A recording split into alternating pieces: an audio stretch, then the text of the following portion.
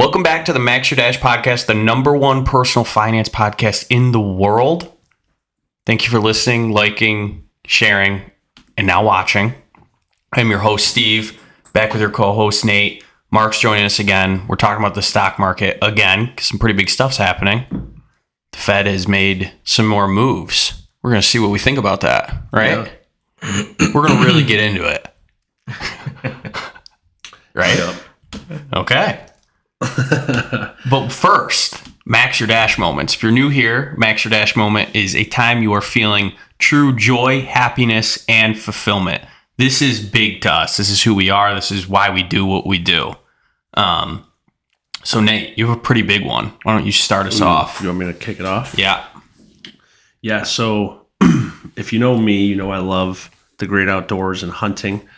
Probably my biggest goal since I was this might be going back to like a teenager, was to one day own hunting land. I remember literally having like written visions, including this, when I was in my early 20s. And we finally accomplished that last week. My wife and I bought 50 acres. It's a starting point. To most people, that probably sounds like a lot of land, but the goal is to have a couple hundred over time. So, but super exciting. I was like, literally had like chills after signing the documents. Yeah, it was so it's yours now. It's mine officially. When are you going to start hunting on that thing? October 1. Deer season, New York. That's amazing. It is. Now, how many acres is a football field? I think it's one. I think it's 1 acre. You have 50 football fields of land? Mm-hmm. Yep. It's a lot of land. Now, can you do anything on this land? Yeah. It's yours. It's mine. Define anything. Well, like, could you build on the land now? Mm-hmm. Yeah. Could build. Maybe we'll build a cabin someday. I don't know. Yeah, because I feel like it's a lot. Right now, it's just. How far is it from your house? Like 15 minutes. It's not far. That's close. If you come over this weekend, I'll take you down there. Nice. Take a little gator ride. Little gator ride down there? Yeah. Dude, that's awesome. I know you've been really kind of stressed about that. Yeah. But you've done it. I've been looking for over a year and have lost out on a lot of opportunities. And it's funny how things happen for a reason, because this one is literally like, of all the places, I've probably put offers and walked on like 25 different properties. Jeez, dude. This is my favorite one of all of them. Nice. So things happen for a reason, you know? For sure. Just gotta believe. Mark, does that mean I should quit golf? Why? Oh God, just You're not believing? Not feeling the greatest about it. Dude, this happens to Mark every single year. He's like, you're doing really good, and then he already started the year with this attitude, and then played amazing golf, and now he's kind of going back in a rut again. It's just part of golf. Do you guys ever golf together?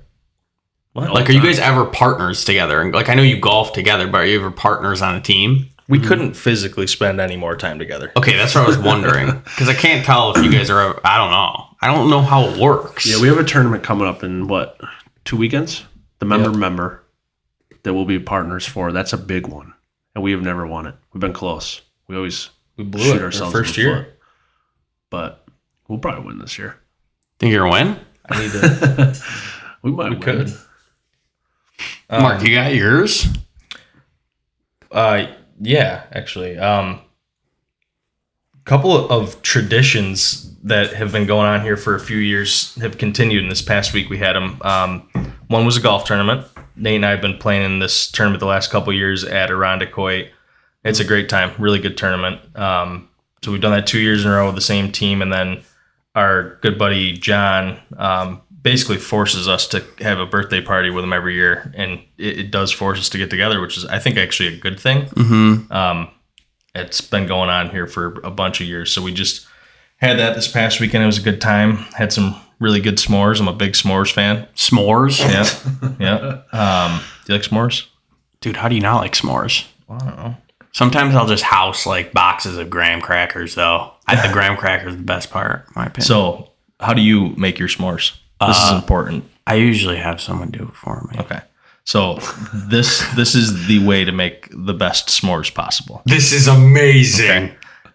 First off, don't rush cooking your marshmallow. That's the hardest part because you can't go back. Do you gotta recommend keep your slow distance. cooking it? You have to slow cook your marshmallow. And listen, it's not fun. I felt like my face was melting, but it's worth it. It's worth it in the end. What color does the marshmallow have to be? Is it that brown? You want it browned, but the whole idea behind slow cooking it is you're getting the inside of it too. So you don't want it just cooked on the outside and then firm in the middle. You want it nice and soft all the way through. Second Slow thing, cooking. you get your graham cracker set up next to the fire on stones around it or something like that. And this is the most important part. You use a Reese cup, not a Hershey's. Or, Oh my gosh, regular I've chocolate. never even thought of that. Reese cup, and you put it on it so it's melting next to the fire. And you put your perfectly cooked marshmallow on there, finish up that sandwich. It's an absolute mess. But I mean, one of our friends there caught a video of me. I was literally had tears going down my eyes because I think it was because I burned my face. But you could say it was because it tasted so good. It's a big what if, though, if you're going to cook the marshmallow correctly. Yeah. Because if you undercook that And thing, listen, that's not something I take lately. How often do you have a s'more?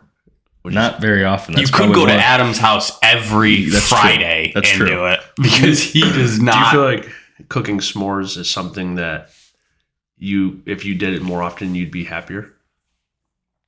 Um, Is it a Max or Dash thing? Like, is it? Dude, it sounds like it is. I don't know. I Do you think need a time block the when you're doing it? infrequent, like I probably, it's not a lot. That's definitely like the most s'mores I have is right there at that party every year. But I think that not having them makes them better. Right. Oh yeah, So- because it's a treat when you have it. And let's It's like also a keep s'mores. in mind that most nights at the Temperado household, there's Some ice sort of cream dessert, sundaes, Oreos. Steve knows that. Guys, I apologize for the cough. I got a little something in the last. You always 48 got hours. something. It's just never ending. That Reese's cup idea is amazing. You just wait. That is a good idea. You just wait. I've never done that. You don't come on. You don't like candy. No, but I do I love peanut butter and chocolate. Reese's is one of the candies that I could eat. Get down I don't with. ever eat it, but For sure. I could do that. Just fantastic. I mean, that's one of Mark's best Max or Dash moments he's ever had. Honestly, I agree. This What do I morning. used to say? Bourbon. That's gonna be and Enzo. Yeah. Golf. Yeah, Enzo woke up this morning. It's a great Max or Dash. Yeah, he woke What's up this yours, morning Steve? at 4:30. So You're not getting That's gonna be a clip, by the way, like a lone clip of how to make how to make the best s'more. That's a great. There's no finance in that. The value add that this podcast is bringing is unbelievable. massive. It's unbelievable. My Max or Dash moment was I turned 28 on Tuesday. Good buddy of mine, shout out Phil, on Sunday. He also turned 28. We're 2 days apart. We kind of had like a joint birthday thing, but I'm not a huge fan of like celebrating birthdays. But like Mark said with John, it gives you an excuse to get together with your friends. When you're super busy, with I'm me. a big birthday guy. I get it. You guys couldn't be like on the scale of busyness. You got me and we couldn't be more far apart. I am so not busy, and you guys are so busy. double booked nonstop. It's all crazy, summer. double booked. But yeah, no, that was mine. Heading into the summer, it's nice. So Max or Dash moments in the summer are just great. Yeah, if you live around here, for sure. I agree. Let's get on that boat. It's in the water. Max or Dash moments check. We're talking about the stock market today. Like I said.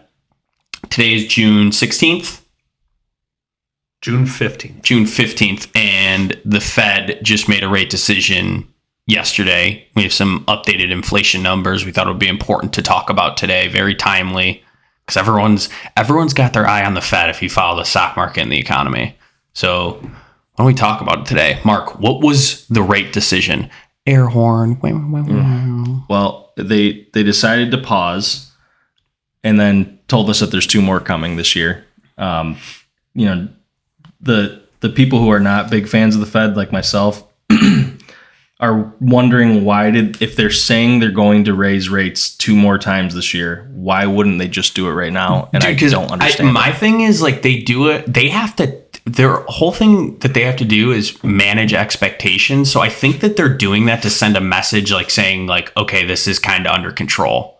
Like it's not doing anything fundamentally, obviously, if they're just going to rate hike. But I think they're trying to send a message like, okay, the fight against inflation is still working because we'll talk about this. Like the inflation numbers came in and they were good. It was like the lowest year over it's since the last 2 years, right? It's the lowest it's been in 2 years.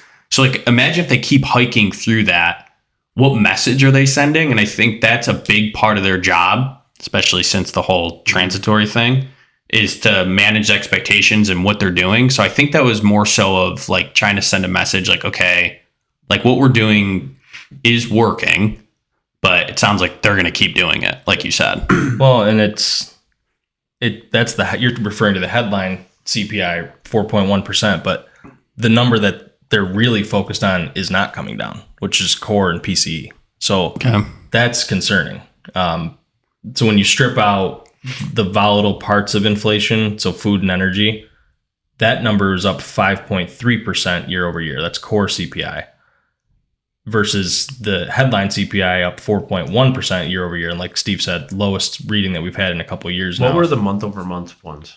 Headline 0.1%, core 0.4%. So it was up again month over month? Mm-hmm. Interesting. Mm-hmm. Yeah, I mean, talk about like energy being volatile. It was up 0.6% in April to a decline of 3.6% in May. Yeah, that's right. It's such a huge swing. Yeah, that's why month over month is weird because we talk about this, like one category can bring that number up a lot. Mm-hmm. Yeah. Mm-hmm. And maybe the Fed also had that hawkish tone because they don't want everyone to just run out and start spending money and pumping up, all the crazy NFT stuff again or whatever. They're,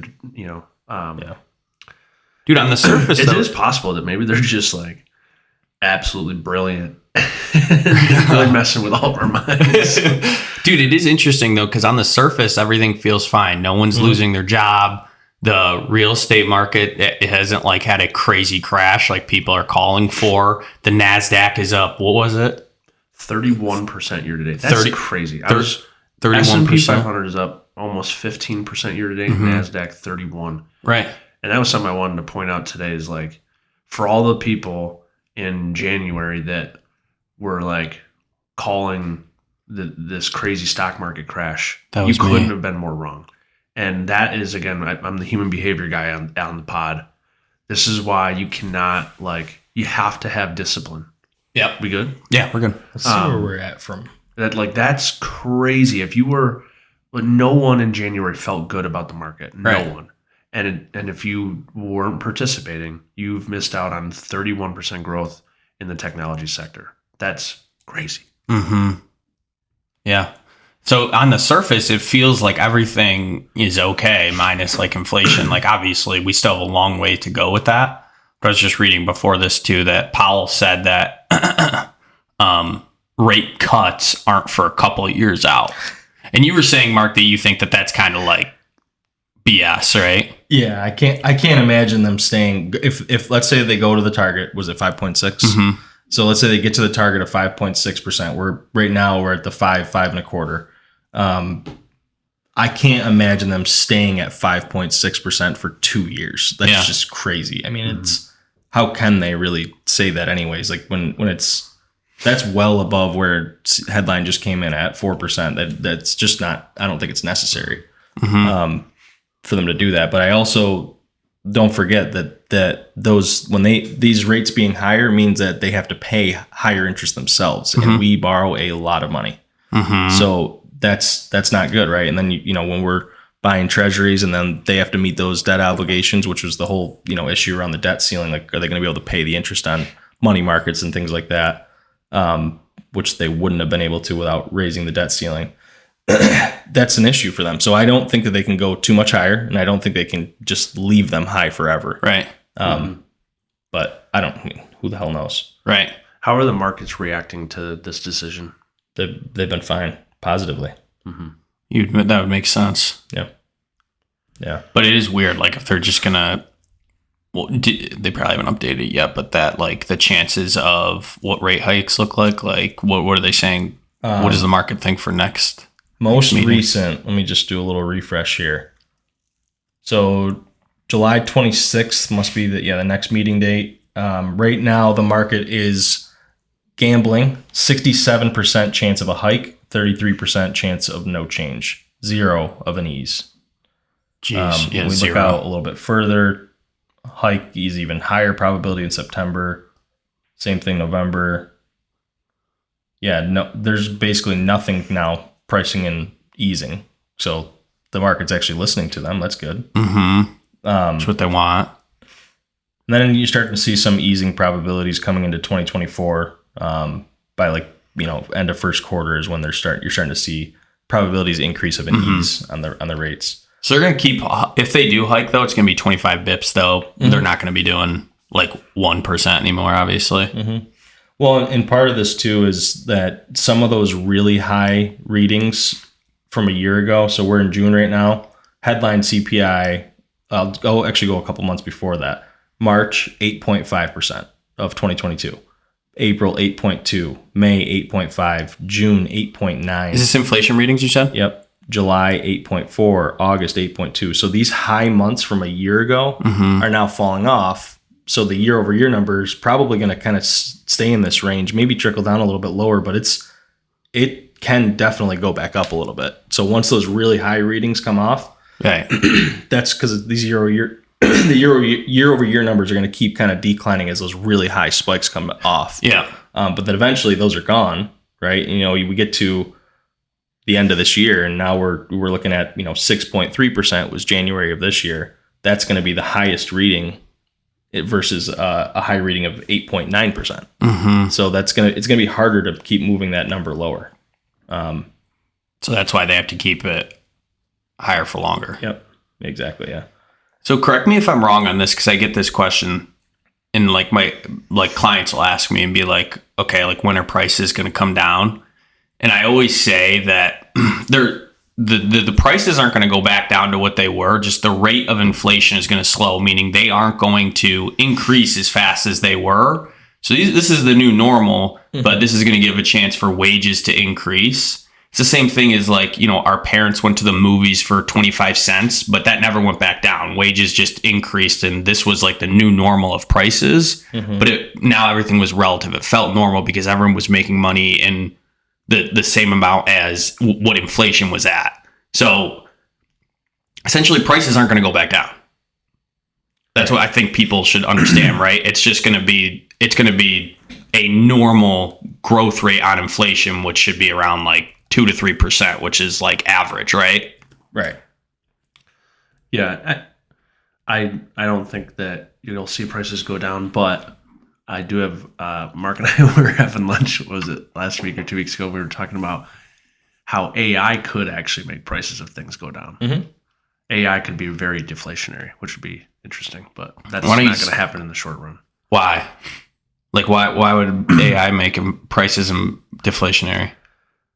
Because if you can make the cost of doing business go down 30 or 40%, competition, this is one of the nice things about capitalism, is companies will have to, competition will reduce their pricing. Right. Profit, they're not going to just allow the profit margins to widen by 30 or 40%. Eventually the prices of things will come down because this company over is doing the same thing. Will do that.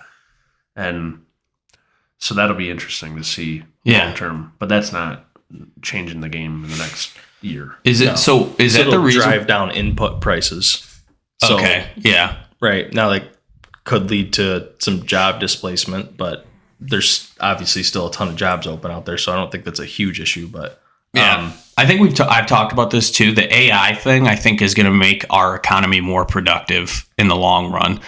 People are going to lose their jobs, but I think it's very not very specialized workers that will be in danger of that. But overall, I think the economy becomes a little bit more productive because of the things that we'll be able to do because of it. Yeah. Yeah. I mean, I think it's going to potentially weed out the people who are kind of taking advantage of their work. They're getting paid for 40 hours a week, working 20. Yeah. Okay. When you're competing with AI, they'll do it for free. Right. They're going to have to be more productive. You have to be more valuable to a company to get paid. Yeah. So and it's kind of a harsh reality, but if you think about if you study history, right? When America was first founded, everyone was a farmer. That was your job. Everyone farmed. And then somehow that changed to the Industrial Revolution, and then everyone was working in a factory, and then all those factory jobs went away to overseas, and people just have to continually like reinvent yourself. Right. And this is kind of like going to probably be a new one where this one will be interesting because it's going to really impact white collar workers. Yeah. Steve, back to your point though, you brought up like when are prices going to come down? They're not. This was the first month that wage growth was higher than headline inflation. So that's good. So that's what should happen here is eventually, inflation continues to decline. Hopefully wage growth stays above the rate of inflation. So things are going to feel cheaper. But like you said, they're off backstage. You said that wage growth was so low compared to inflation for a while. It has some catching up to do. Right. It's been below inflation for the last 2 years. So it's got some work to do. So this is going to take some time before you really feel like, okay, this isn't hurting the pocketbook so bad. And part of that is why the savings rate's so low. We're at consumer saving 4.2%. What's the average? The average is 8.9. Oh, wow. And then resolving credit outstanding. Revolving consumer credit outstanding 6.3% of disposable income. It's the highest point. It's gotten all the way back to where we were pre-pandemic when all that money came in. So people aren't saving as much and they're spending a lot of credit. Correct. But that's, when that's going to get harder and harder to do. Debt payments as a percentage of disposable income up to 9.8%, again, back to pre-pandemic levels and on the rise. It's kind of a steep increase, actually.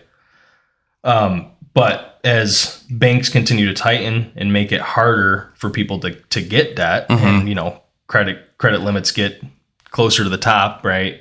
You get closer to your credit limit. How long can this go on for before we do have something? So it's kind of a battle here of like, how long is this going to last? And it's been really, really slow. And to this point, the consumer's been able to keep up with it. They had a lot of money saved, and everyone's working. Yeah. So wouldn't it be cool if we got out of this, no one lost their job? So I was just going to ask. So the Fed was wrong in their initial analysis of inflation when they said it was transitory. But are they potentially right that they predict a soft landing? Yeah. Could be. They are potentially right. They are potentially right about that. Because it's not... I saw in a note that there were 0 FOMC members that believe we're going to have a recession in 2023. 0? Not one. Yeah. Wait, is that just them? That changed pretty quickly. They were like, literally, what was it? I don't know if it was at the end of Q1, but they were already showing like GDP, basically showing that like whatever the year-end numbers of GDP growth expectations. And in 2024 too. And in 2024? 2023 and in 2024. How is that possible though? They can change their opinion anytime they want, but... How resilient is the economy for that? That's crazy. Yeah. They're predicting 1% GDP growth this year. Wait, how many and less than 4.5% unemployment. You guys know how many soft landings have happened in rate hiking cycles? None. I'm curious. No, but none. I'm guessing none. Really? What I was reading about that was they're calling this the mother of all soft landings if it happens. So it sounds like it's pretty rare. Real. Well, I mean, it would make sense considering, this all happened because of something crazy like COVID. You know what I mean? Like it's unprecedented with the amount of stimulus and stuff like that. So no one really knows. It's not a normal rate hiking cycle at all. No, basically it seems like anything that was normal pre-COVID, you just got to like throw it out the window. Which our behavior expert is even more of a reason why it's important to be disciplined. Correct. Can't time the market. You cannot time the market. But the Fed doesn't even know what's going on. How do you think you know? I brought up that, the Fed having to borrow, our government having to borrow money, right? And how the higher interest rates are a problem because of that. 23% of our financing comes from budgeting. $1.4 billion of borrowing. That's pretty good, right?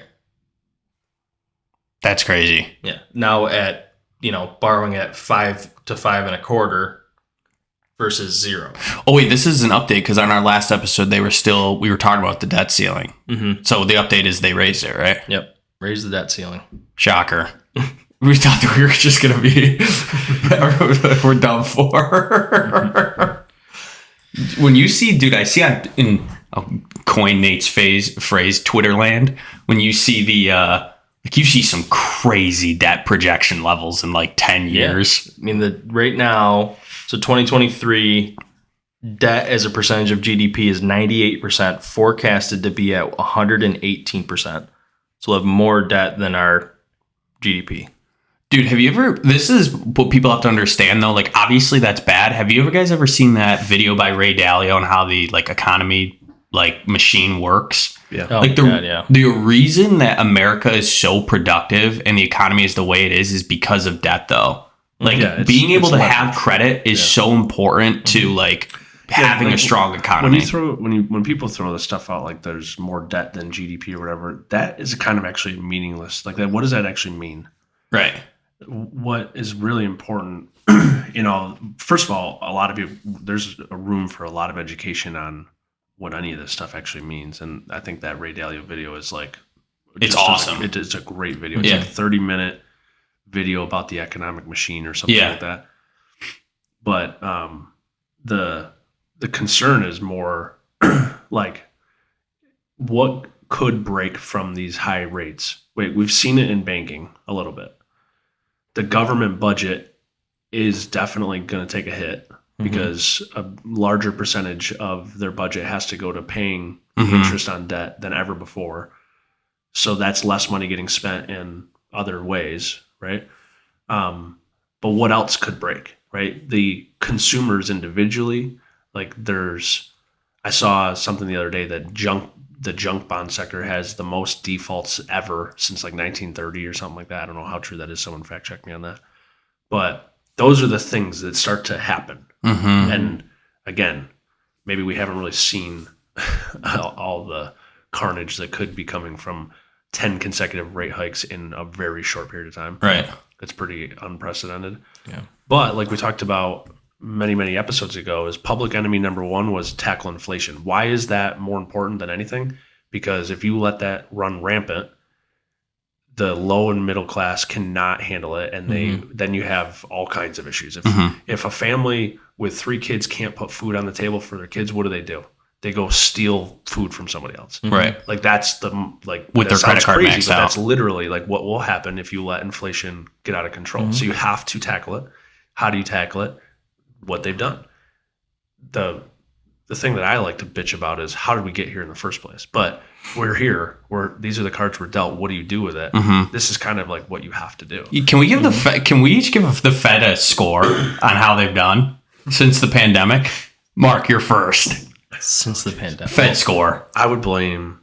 Well, I think they did a really bad job at first, but I just don't know like what else. I don't know what I would have done. Like that was a pretty scary time. They had to do something, right? But they clearly did too much, in my opinion. And now we're dealing with this on the backside, and it's taking forever. It's just really, really slow. But I apparently what they've been doing is working though. It's just taking a long time. Right, and it's tough in today's day and age. Like, dude, they are under a microscope.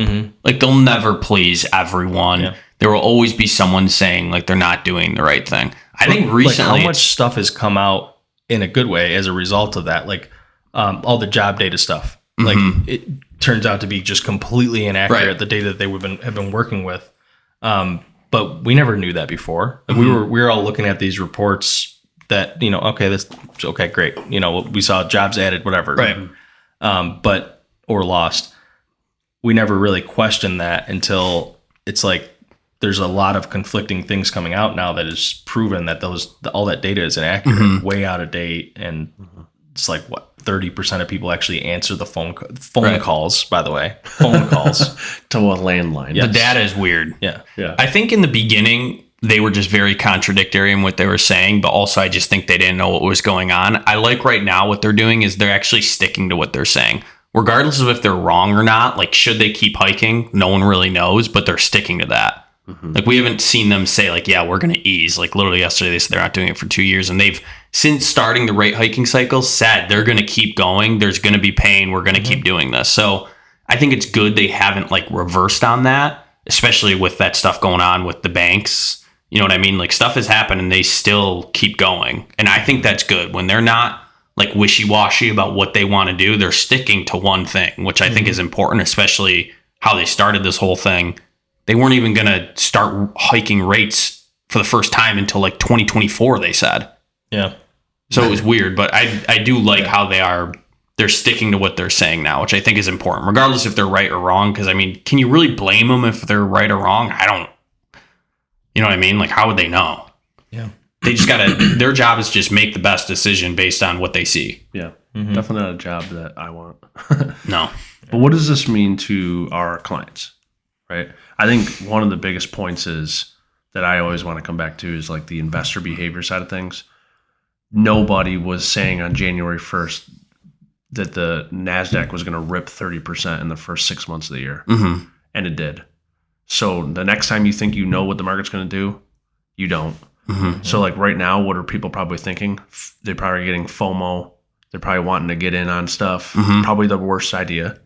So like this Or maybe is why, the best. It could be a great idea. No one knows. But it always comes back to the same message we say pretty much on every market episode is this is why you have to be disciplined. This is why you have to have asset allocation and just have systems and just always be invested because you never freaking know what it's going to do. And I think that, you know, again, there's a lot to speculate on that bad things could be coming, right? Mm-hmm. Commercial real estate, pension funds, whatever, market's going to crash. You don't know. Mm-hmm. Like it didn't, so far you've been wrong. So like just, that's a huge lesson to learn is that no matter what you read on the news or think is going to happen, it's probably going to be the opposite. Right. Yeah. That's the importance of having a plan. If you have a plan, proper asset allocation, what you're doing, everything that happens after that is just, I mean, you just got to let it happen. Yeah. Because you can't control it. I've had several conversations with clients who are thinking of buying a home or whatever. And a lot of people I've heard make the statement like, yeah, we think rates are going to come back down and I'm going to wait until that happens. I don't know that that's necessary. Like you were saying, the Fed is saying they're not going to lower rates for 2 years or whatever. And you don't believe that that's possible, but like, what if it does? Yeah. You know, Right. So I think we've said it a few times on this pod, like could be a new normal. You know, mortgage rates might be 7%. What are mortgage? For a long Yeah, time. mortgage rates like still like 7-8%. They just came down a 6.8. little bit, right? Yeah. 6.8 30 year. Dude, that's crazy. My client in COVID bought one and like their mortgage rate was like 2%. Well, so there's another industry that's taking a beating. Mm-hmm. Mm-hmm. But there is a lot of positives, right? There's still 10 million jobs open out there. Unemployment is at a really is it at the lowest ever? One of the low points of all time. That's crazy. It's hard to go into a recession when jobs are ripping. That you can get paid more. Like pretty much anyone can change jobs and get paid more right now. We actually have kind of an issue for like even let's say the rates come down into a more neutral or good rate, like 3% or something like that. I think one of the next problems is how do we continue to grow when there's this many jobs available and no one to fill those jobs, and that's an immigration problem or kids. We got or more AI. kids. No, you said in one episode we got more babies. We do need to have more. We got to have more babies. I'm never having kids. Let's not let AI become the new babies. Can we talk about AI though? How has NVIDIA done since that one? We literally were filming that episode on the day that it went crazy. So I had some of this stuff ready. It's up 194% year to date through yesterday. NASDAQ through yesterday up 37%. What happens to the NASDAQ Some if you other strip out 6%. NVIDIA? Jeez. Well, so If you strip out any of the AI companies, so that would include Microsoft. Apple, So, take them let's all, see. They're probably down, probably barely up. And they're literally just ripping because of AI, correct? if you strip out NVIDIA, it'd be a massive difference. They're up 200% year to date. That's amazing. Who's that? NVIDIA. I love this. 199.4% year to date. It's ridiculous. Yeah. They're 7.1% of the NASDAQ. So I'll tell you, if I could give my God. advice to everybody listening, I would say you need to be using these tools every single day in your life right now to learn how to use ChatGPT, Google Bard, whatever, because it is definitely going to be tools that you're going to have to know how to use in the future. And it really is amazing stuff, and it is going to replace jobs. Yeah. That is all going to happen. It would be my prediction. For our listeners, Nathan Elvers has been spearheading Pounding the table the on this. AI operation ever since it came out at Dash Capital. This guy is an early adopter. He wants that on his thing. He wants to be known as the early adopter of AI. I'm not usually an early adopter of things either. I don't know why this one gets me. Especially not like Ethereum. What does it do though? Like what can I What's buy with that it? use case for? Like, can you give me one use case?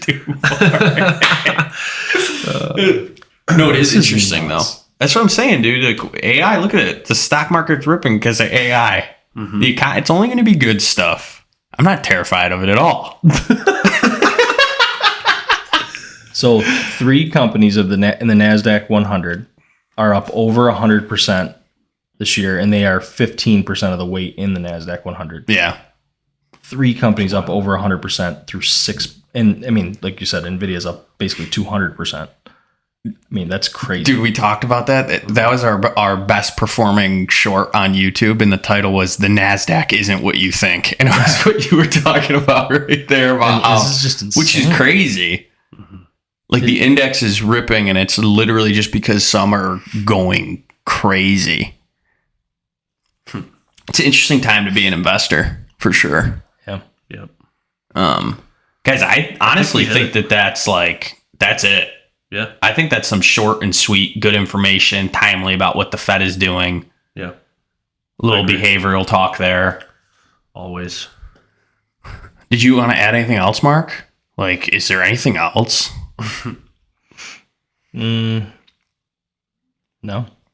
But I think the big point was that I think we can pretty much say that no one has any clue what's going to happen at any point in time. Correct.